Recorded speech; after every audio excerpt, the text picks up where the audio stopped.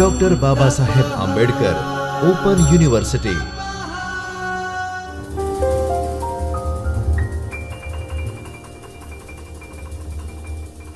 नमस्कार विद्यार्थी मित्रों, doctor Baba Saheb Ambedkar open university के चैतन्य स्टूडियो से मैं आकृति चंद्रा आप सभी का स्वागत करती हूँ।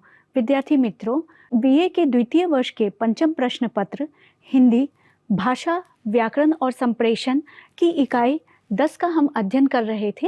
इकाई 10 संधि और समास से संबंधित है, जिसके अंतर्गत संधि का एक भाग हमने स्वर संधि, जिसके अंतर्गत दीर्घ संधि, वृद्धि संधि, गुण संधि, यण संधि और अयादि, इन 5 संधियों के बारे में हमने अध्ययन किया था। आज हम व्यंजन संधि और विसर्ग संधि के बारे में अध्ययन करेंगे। तो आज का अध्ययन का बिंदु रहेगा हमारा व्यंजन संधि क्या होते हैं, व्यंजन संधि के नियम क्या हैं, विसर्ग संधि क्या होते हैं और विसर्ग संधि के नियम क्या होते हैं। विद्यार्थी मित्रों, यहाँ पे आपको एक भ्रम हो रहा होगा कि स्वर संधि में तो हमने स्वर संधि के प्रकार के बारे में अध्ययन किया है, लेकिन यहाँ पे व्यंजन संधि और विसर्ग संधि में नियम क्यों लिखे जा रहे हैं। तो स्वर संधि के अंतर्गत हम स्वर संधि के प्रकार के बारे में अध्ययन करते हैं, जैसे दीर्घ संधि हुआ, वृद्धि संधि हुआ, गुण संधि हुआ, यण और अयादि। लेकिन व्यंजन संधि और विसर्ग संधि में वर्णों के संधि के कुछ नियम होते हैं। उसके लिए हम वर्णों के संधि के नियम को पढ़ेंगे। तो यहाँ पे आप प्रकार और नियम में भ्रमित नहीं होंगे। तो सबसे पहले देखते हैं व्यंजन संधि क्या होते हैं। व्यंजन संधि जब किसी स्वर का व्यंजन के साथ में या व्यंजन का स्वर के साथ में या फिर व्यंजन का व्यंजन के साथ में मिलने से कोई विकार उत्पन्न होता है तो उसे हम व्यंजन संधि कहते हैं। व्यंजन वर्ण के साथ स्वर वर्ण अथवा स्वर वर्ण के साथ व्यंजन वर्ण अथवा व्यंजन वर्ण के साथ व्यंजन वर्ण के मेल से जो विकार या परिवर्तन उत्पन्न होता है उसे हम व्यंजन संधि कहते हैं। जैसे वाक और ईश, यहाँ पे क और ई का संयोग हो रहा है। क जो है एक व्यंजन है और ई जो है वह एक स्वर है। तो व्यंजन और स्वर के मेल से जो विकार उत्पन्न होगा उसे हम व्यंजन संधि कहेंगे। अब आपके मन में एक प्रश्न उठ रहा होगा कि ये क और ई मिल करके ग क्यों हुआ। इस परिवर्तन को ही हम व्यंजन संधि के अंतर्गत पढ़ेंगे। दूसरा है सत और गुण। सतगुण मिलकर के क्या बनेगा, सद्गुण। इन नियमों को हम जानेंगे कि यहाँ पे ग क्यों हुआ और यहाँ पे द क्यों हुआ। इन नियमों का अध्ययन ही हम व्यंजन संधि के अंतर्गत करते हैं। तो सबसे पहले देखते हैं पहले वर्ग के पहले वर्ण का तीसरे वर्ण में परिवर्तन होना। यह एक नियम है कि वर्ग का पहला वर्ण जो है वह तीसरे वर्ण में परिवर्तित होता है। यहाँ पे वर्ग और वर्ण, आपको ध्यान होगा जब हमने स्वर और व्यंजन वर्ण का अध्ययन किया था तो उसमें बताया गया था एक होता है कवर्ग या चवर्ग, टवर्ग। तो ये जो 5 जो जहाँ से उच्चारण होते हैं उसका हमने एक समूह बनाया था और उसे एक वर्ग का नाम दिया था। तो कवर्ग में क्या क्या आएंगे, क, ख, ग, घ और अंग। ये पहला वर्ग का पहला वर्ण होगा, यह दूसरा, यह तीसरा, यह चौथा और यह 5वां। आप इस चीज का व्यंजन संधि के नियम में बहुत ही ज़्यादा ध्यान रखेंगे, क्योंकि पूरा का पूरा व्यंजन संधि जो है यह वर्गों के ऊपर ही निर्भर है। तो वर्ग के पहले वर्ण का, यानी कि पहले वर्ण का तीसरे वर्ण में, यानी कि तीसरे वर्ण में परिवर्तित किस तरीके से होगा उसका नियम है। किसी वर्ग के पहले वर्ण का मेल अगर स्वर से होता है या किसी वर्ग के तीसरे वर्ण से, चौथे वर्ण से या अंतस्थ में क्या क्या आते हैं, य, र, ल और व। अंतस्थ वर्ण से हो तो वह पहला वर्ण अपने ही वर्ग के तीसरे वर्ण में परिवर्तित हो जाएगा। यह नियम आपको ध्यान में रखना है। किसी भी स्वर का किसी भी वर्ग के पहले वर्ण का किसी स्वर से या तीसरे चौथे या अंतस्थ वर्ण से अगर मेल हो तो अपने ही पहला वर्ण जो है अपने ही वर्ग का, ये ध्यान रखेंगे, अपने ही वर्ग का होगा, किसी के भी वर्ग का तीसरा नहीं होगा। जैसे अगर क है तो क वर्ग में तीसरा वर्ण कौन सा है? ग। तो क जो है वो ग में परिवर्तित होगा। तो यहाँ पे वाक जमा ईश क्या होगा? वागीश। यह कैसे हुआ? वाक है तो क जो है यह पहला वर्ण है, यह तीसरे वर्ण में परिवर्तित हो जाएगा और यहाँ पे ये ई, जो ई की मात्रा होगी वो आएगी और श, तो हो गया वागीश। उसी प्रकार से देखेंगे सत भावना, तो सत है तो त किस में परिवर्तित हो जाएगा? त वर्ग का पहला वर्ण त है तो तीसरा वर्ण क्या होगा? त थ द, तो द सद भावना। आप इसका ध्यान रखेंगे। जैसे उद्योग, तो त किस में होगा? द में, तो उद्योग। उद्योग तो आप ऐसे लिखते होंगे। ये क्यों लिख रहे हैं? क्योंकि उद त जो है वो द में होगा तो हलंत आया और य, अब जब द हलंत और य का मेल होगा तो वह द्यो में परिवर्तित हो जाएगा, इसलिए हम इसे उद्योग इस तरीके से लिखते हैं। अब दूसरा नियम देखते हैं, वर्ग के पहले वर्ण का पांचवें वर्ण में परिवर्तित हो जाना। यदि किसी वर्ग के पहले वर्ण का मेल, पहले वर्ण का मेल किससे हो रहा है? किसी पंचमाक्षर वर्ण से हो तो उसके स्थान पर उसी वर्ग का पांचवा वर्ण हो जाएगा। जैसे वाक में, अब क का पांचवा वर्ण क्या है? क ख ग घ अंग, तो क का क्या हो जाएगा? अंगा, तो ये हो गया वांग मय। अब जैसे जगत है तो त का क्या हो जाएगा? पांचवा वर्ण न, न हलंत, तो जगन। अगर हलंत है तो क्या होगी? इसकी खड़ी पाई जो है वो हट जाएगी, तो आ गया जगन्नाथ। इसी प्रकार से दूसरा नियम देखते हैं, त संबंधी नियम।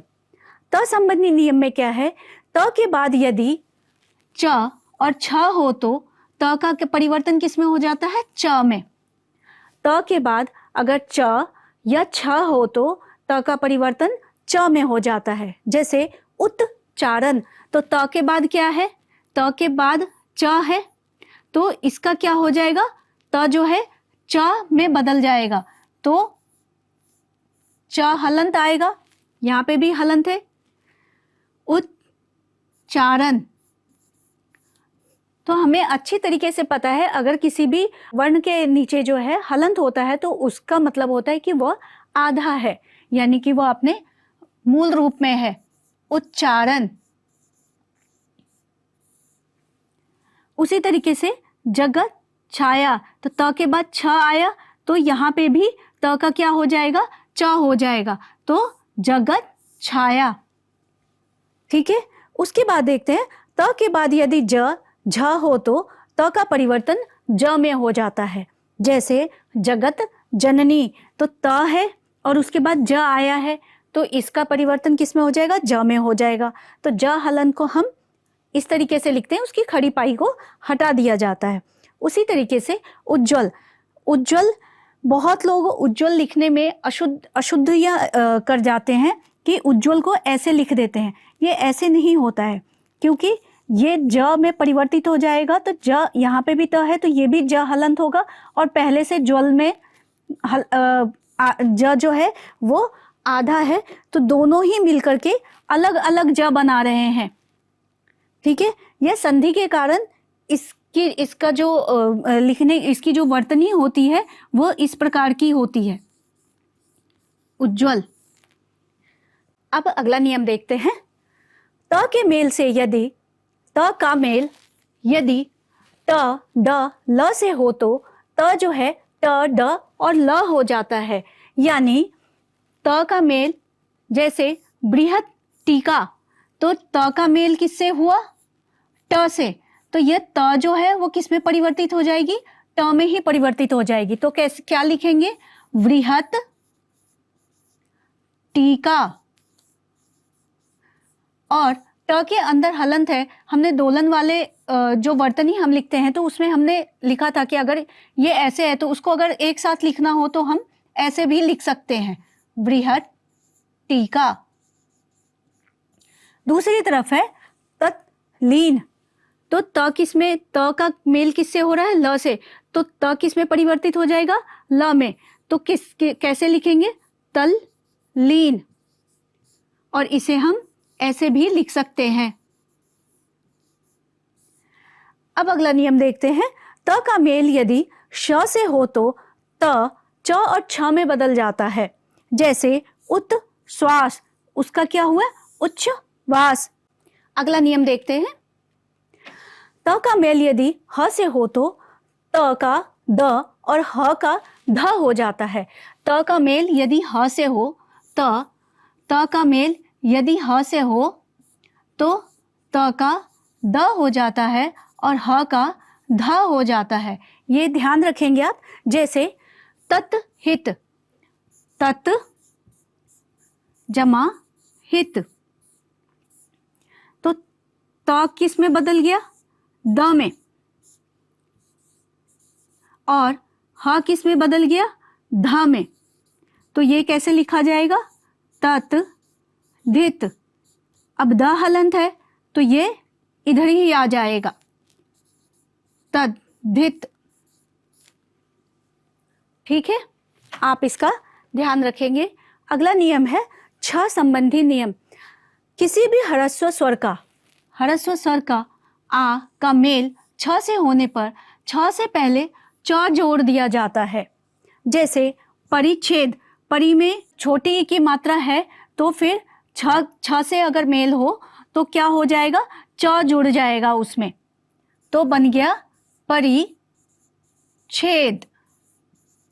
उसी तरीके से अनु, उ छोटी ऊ की मात्रा है, छ साथ में है तो इसमें क्या जुड़ जाएगा? च जुड़ जाएगा। उसी तरीके से विच्छेद। अब देखते हैं अगला नियम है म संबंधी नियम। यदि म का मेल क से म तक के किसी भी व्यंजन वर्ण के साथ में हो तो म उसी वर्ण का पंचमाक्षर हो जाता है। यह हमने जब वर्तनी पढ़ रहे थे उसमें भी हमने पढ़ा था। तो सम कलन, तो म का क्या हो जाएगा? सम है, सम का इससे क्या हो रहा है? क से। क और म से किसी से भी हो, अगर म का मेल क से म तक के किसी भी वर्ण से हो तो म का मेल किससे हो रहा है? क से। तो क का पंचमाक्षर क्या होगा? अंग। तो ये संकलन हो गया। उसी तरीके से सम चयन, च का पंचमाक्षर क्या है? म का जो है वो चवर्ग से हो रहा है, च के पहले वर्ण से हो रहा है, तो च का पंचमाक्षर क्या होता है? तो ये हम ऐसे भी लिख सकते हैं, संचयन। उसी तरीके से संपूर्ण, म का किससे हो रहा है? प से, पवर्ग से। तो पवर्ग का पांचवा वर्ण क्या होता है? प, फ, ब, भ, म। तो इसे हम इस तरीके से भी लिख सकते हैं, या फिर अनुस्वार तो है ही। अब आता है म का मेल अगर अंतस्थ व्यंजन और उष्म व्यंजन से है तो म सदैव अनुस्वार ही होगा। ये ध्यान रखना है। इसमें तो हमने पंचमाक्षर को अलग करके लिख दिया। आप या तो संचयन को ऐसे लिख सकते हैं अनुस्वार करके, या फिर पंचमाक्षर का प्रयोग करके लिख सकते हैं।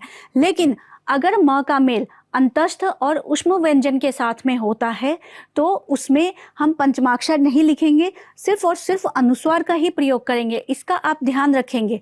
जैसे संयोग, तो म का जो है वह अनुस्वार। अब इसे हम किसी भी तरीके से संयोग को, ऐसे संयोग को, अब म से हुआ है य का, अब यह क्या है? ये अंतस्थ वर्ण है और अंतस्थ वर्ण का म से प्रयोग होगा तो वह क्या हो जाता है, अनुस्वार में परिवर्तित हो जाता है। आप इसे अलग करके नहीं लिख सकते हैं। उसी तरीके से संविधान, संविधान में म हलंत करके नहीं लिखेंगे क्योंकि व के साथ में सम का जो है संधि हो रही है। म की संधि, म का जो मेल है वो व के साथ में हो रहा है, और व जो है एक अंतस्थ व्यंजन है। तो अंतस्थ व्यंजन होने के कारण यह सिर्फ अनुस्वार में ही परिवर्तित होगा, इसमें पंचमाक्षर नहीं लगेंगे। अब देखते हैं विसर्ग संधि क्या होते हैं। विसर्ग संधि, विसर्ग के बाद स्वर या व्यंजन वर्ण के मेल होने से जो विसर्ग में जो विकार उत्पन्न होते हैं उस विकार, उसे हम विसर्ग संधि कहते हैं। जैसे मना हर, मन ये विसर्ग है और ये ह है, तो मनोहर, यहाँ पे विसर्ग हट गया और विसर्ग का जो है वो व्यंजन वर्ण के साथ में मेल हो रहा है। अब इस मेल से भी जो परिवर्तित होकर के जो रूप अलग बन रहा है, हम इसी परिवर्तन के नियम को संधि, विसर्ग संधि के अंतर्गत पढ़ेंगे कि विसर्ग का किस तरीके से ओ में परिवर्तित कैसे हो गया। तो विसर्ग के पहले यदि अ और बाद में अ या कोई तीसरा, चौथा, पांचवा और अंतस्थ व्यंजन, अंतस्थ वर्ण और ह हो तो उसका क्या होता है, वह ओ में परिवर्तित हो जाता है। वह विसर्ग जो है वह ओ में परिवर्तित हो जाता है। कैसे, किस किस के मेल से, विसर्ग के आगे अगर अ हो या फिर किसी वर्ण का तीसरा, चौथा और पांचवा वर्ण हो, या अंतस्थ हो या ह हो, चार चीजें हैं। अ, तीसरा, चौथा, पांचवा और अंतस्थ और ह हो तो क्या हो जाता है, विसर्ग का ओ हो जाता है। तो मनः हर, तो विसर्ग का मेल किससे हो रहा है, ह से। विसर्ग का मेल किससे हो रहा है, ह से, तो विसर्ग का क्या हो जाएगा, ओ हो जाएगा। इसीलिए म, न, ओ तो लिखेंगे नहीं और हर ये तो लिखेंगे नहीं ओ बीच में, तो हम इसकी मात्रा इसके ऊपर लगा देते हैं, इसलिए हम इसे मनोहर लिखते हैं। उसी तरीके से तप, तपो बल, तपह और बल, ब क्या है, कौन सा है, पंच पवर्ग का, किस, प फ ब तीसरा वर्ण है, तो इसलिए विसर्ग का ओ हो जाएगा। उस और लेकिन अपवाद में पुनः और अंत में विसर्ग का हमेशा र ही होगा, चाहे कुछ भी हो जाए। अगर पुनः के और अंत शब्द आगे लगा हुआ है तो बाद में कोई भी शब्द से मेल हो उसका, तो वह र ही होगा। ये आप ध्यान रखेंगे। नियम जब भी बनते हैं तो अगर नियम है तो उसमें कुछ ना कुछ अपवाद जरूर होते हैं, ये आप इसका जरूर से जरूर ध्यान रखेंगे। अगर पुनः शब्द आगे है, जैसे मान लीजिए यहाँ मनः शब्द आगे है, लेकिन अगर मान लीजिए पुनः रहे, ठीक है, और कुछ भी शब्द लिख लीजिए, चाहे यहाँ पे जन्म है, आप विवाह लिख सकते हैं, विवाह, तो ये पुनः का जो है विसर्ग जो है वह र में परिवर्तित हो जाएगा और शब्द बन जाएगा पुनर्विवाह। आप इसका ध्यान रखेंगे। अगला नियम है विसर्ग का र हो जाना।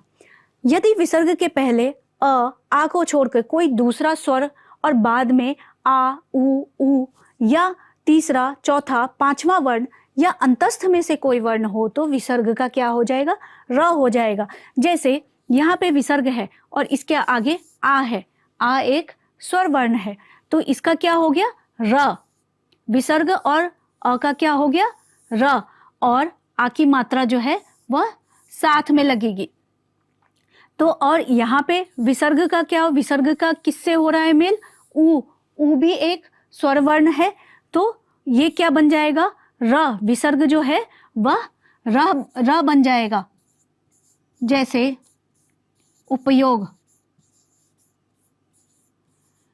ये छोटी उ की मात्रा है, ये ध्यान रखिएगा। विसर्ग का क्या हो जाएगा, र हो जाएगा, ठीक है। अब उपयोग तो ऐसे लिखेंगे नहीं साथ में, तो इसकी मात्रा लग जाएगी, तो दुरुपयोग, दुरुपयोग हो जाएगा। उसी तरीके से निबल, विसर्ग का क्या हो जाएगा, र में परिवर्तित हो जाएगा। आगे देखते हैं विसर्ग का श, श और स हो जाना।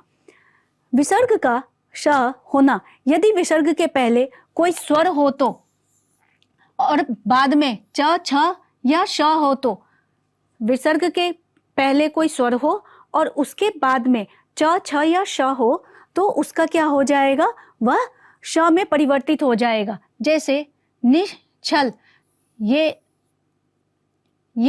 विसर्ग है और बाद में अगर छ है तो क्या हो जाएगा उसका, निश श, विसर्ग का श हो जाएगा और छल।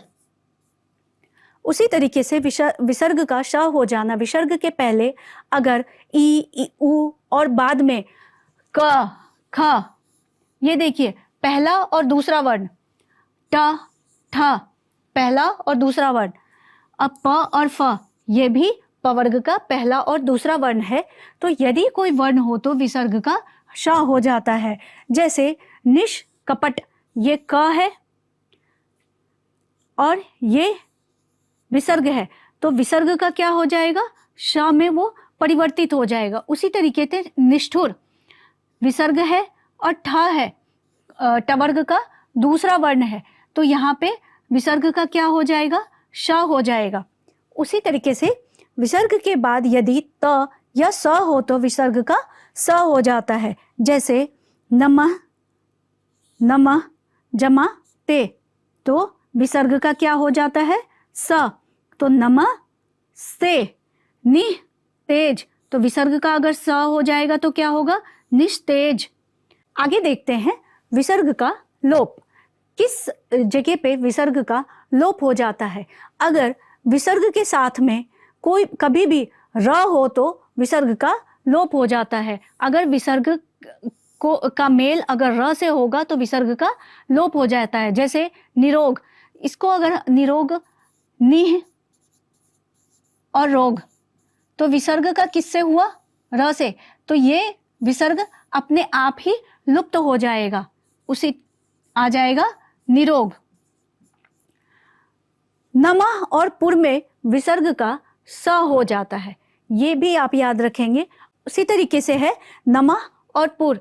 नमः और पुर में जब भी ये नमः और पुरः शब्द आएंगे तो उसमें विसर्ग जो है वह स में परिवर्तित हो जाएगा। नमः कार, तो इसमें कुछ करना ही नहीं है, नमः है और उसके साथ में जब भी होगा तो स आ जाएगा। उसी तरीके से पुरः, पुरः में भी विसर्ग का लोप होगा और उसकी जगह पे स आ जाएगा। तो उदाहरण देखते हैं, नमःकार, तो विसर्ग का लोप हुआ और विसर्ग किस में परिवर्तित हो गया, स में, तो नमस्कार। उसी तरीके से पुरः का जो विसर्ग है, पुरः और कार, तो स में परिवर्तित हुआ तो बना पुरस्कार। विद्यार्थी मित्रों, आज के लिए इतना ही। अगली कक्षा में हम समास का अध्ययन करेंगे। धन्यवाद।